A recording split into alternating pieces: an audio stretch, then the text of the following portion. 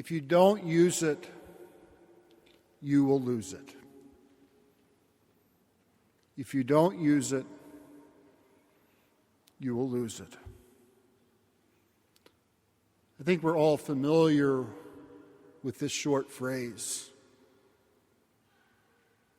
We often use this phrase as a way to go with some developed skill. That if you want to be good at something, for example, you will learn to speak a new language, play a new musical instrument, or to play a sport. The experts will tell you to acquire the skill or to get good at it. The best thing that you can do is practice, practice, and practice some more until you eventually accomplish the skill. Practice until you make it. The experts tell us. The experts also tell us that the moment you stop the practice, stop practicing, working at the skill, you will lose the ability to do the skill as well.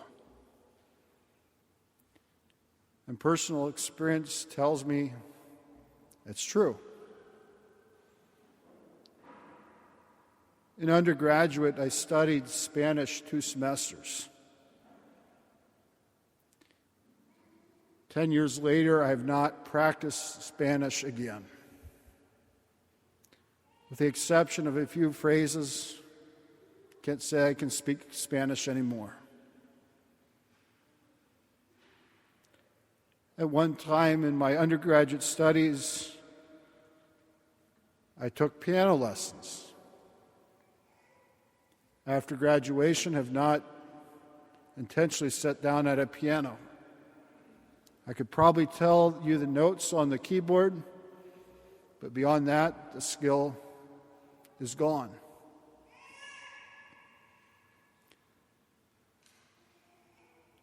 In high school, I had the skill of playing football. Today, I could probably play in the backyard. But the idea of strapping pads on and playing a game, probably not the best idea right now. If you don't use it, you will lose it. It's often used for developing a skill, like learning languages or some sort of exercise. But what about the skill or the exercise goes with being in a relationship with our God?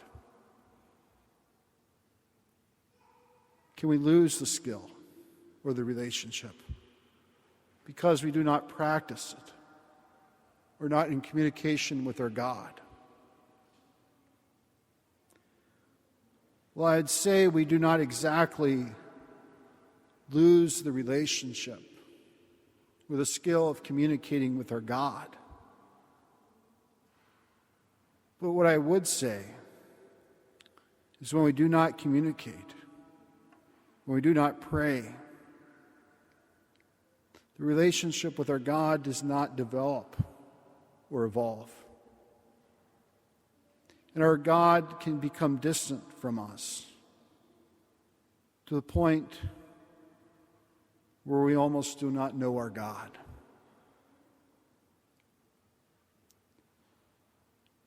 My grandfather would often say, if you've not visited him in a while, after a long time, if you come in to visit then, he would often say, I hardly know you.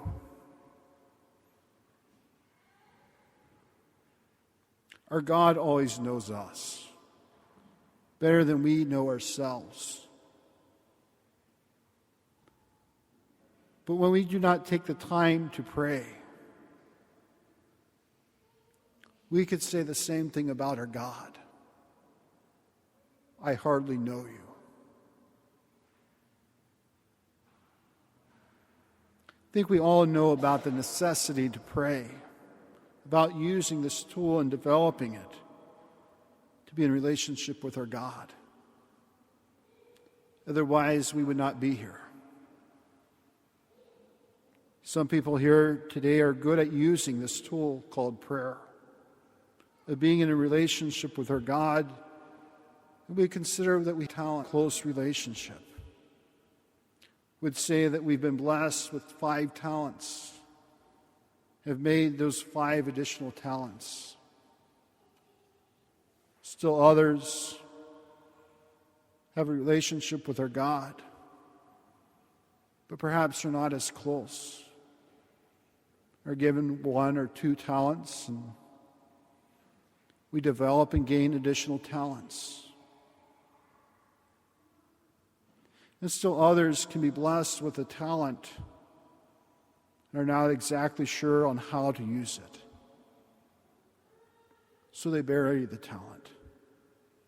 The relationship does not develop. The relationship at times can get lost. In our scriptures this evening, we hear of a master going on a journey. But before he goes, he gives 5 talents to one servant.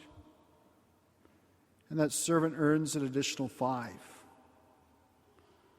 2 talents to another servant. That earns an additional 2. And 1 talent to another servant who is not sure about what to do with it. So he buries it. We often read this passage and give credit to the servants that started with 5 and 2 talents as being the faithful servants. We say that the one that started with the 1 talent and buried it was not faithful. But there's a detail that we often can miss. The master's wealth was not honest wealth. As the servant who started with 1 talent points out, that the master harvested in places where he did not plant, and scattered where he did not scatter. The master's wealth may have been dishonest wealth, but I still credit the servants that started with 5 talents and 2 talents as being faithful. Yes, the master's wealth may have been dishonest, but these 2 servants worked with what they had. They worked with what they had, and they developed it and were found trustworthy.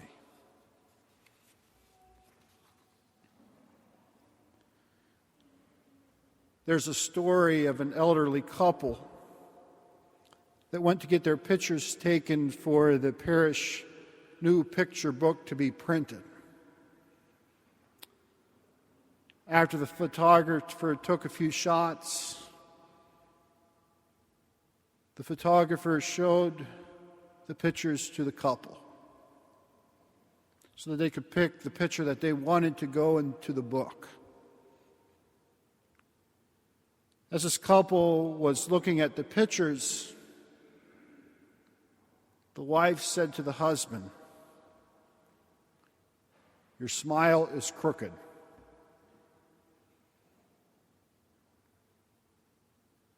The husband responded by saying, "You have to work with what you got. You have to work with what you got."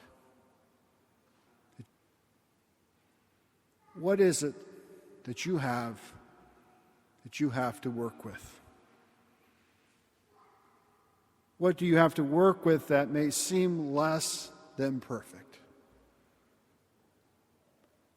Or God calls you to work with it and to develop it. In a few minutes, we're going to gather around the table. And we're going to work with what we have. Simple bread and wine. Simple bread and wine that becomes Christ's body and blood. It's in this Christ becomes present to us. How in working with what you have does Christ come present to you?